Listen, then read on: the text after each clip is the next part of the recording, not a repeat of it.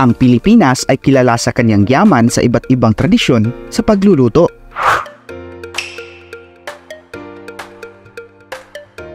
Ang bawat rehiyon ay may kanya-kanyang espesyalidad na nag-aalok ng kakaibang lasa at karanasan, mula sa malasa at masarap na mga ulam hanggang sa makulay na mga panghimagas. Narito ang 10 sa pinakamasarap at tanyag na pagkaing Filipino. Number 10, inasal. Isang espesyalidad ng Visayas. Ang chicken inasal ay ibinabad sa pinaghalong kalamansi, suka, bawang at aswete. At pagkatapos ay iniihaw.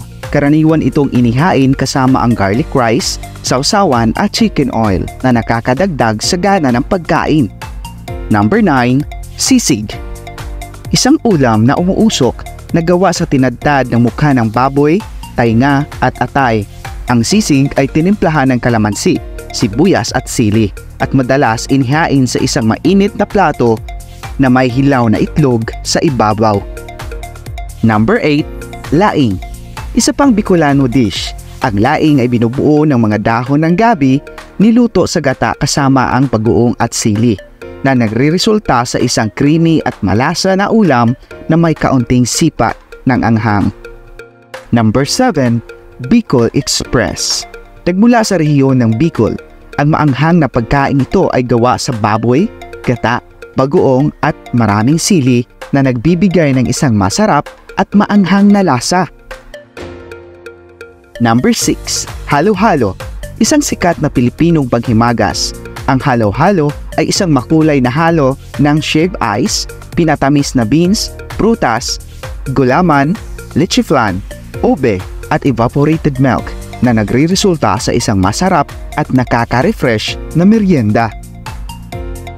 Number 5, pansit. Isang pangkalahatang termino para sa mga Pilipinong pansit. Ang pansit ay may maraming uri tulad ng pansit canton or stir-fried noodles with meat and vegetables, at pansit palabok, isang rice noodles with a rich shrimp sauce, itlog at chicharon. Number 4, kare-kare.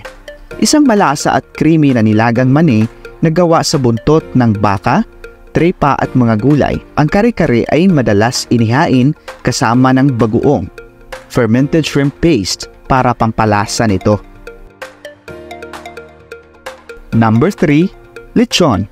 Isang buong inihaw na baboy. Ang lechon ay paboritong pagkain tuwing mga pagdidiriwang at piyesta. Ang malutong na balat at malambot, malasa na karne ay nagpapasaya sa mga Pilipino at mga turista. Number 2, sinigang. Isang maasim na sabaw na karaniwang gawa sa baboy, hipon o isda. Ang sinigang ay may lasa mula sa sampalok, kamatis at iba pang gulay na nagre-resulta sa isang masarap at nakakaaliw na ulam. At ang number 1, adobo. Madalas itinuturing na pambansang pagkain ng Pilipinas. Ang adobo ay isang malasa at medyo maasim na nilaga na gawa sa manok at baboy na ibinabad sa tuyo, suka, bawang at mga pampalasa. Ang mga pagkain ito ay kumakatawan sa mayamang pamana ng pagluluto ng Pilipinas na nag-aalok ng iba't ibang lasa at tekstura na tiyak na magugustuhan ng mga sinumang mahilig sa pagkain. Kung nagustuhan mo ang mga ganitong klaseng content, huwag kalimutang isubscribe ang ating channel para magiging updated sa lahat ng ating mga videos.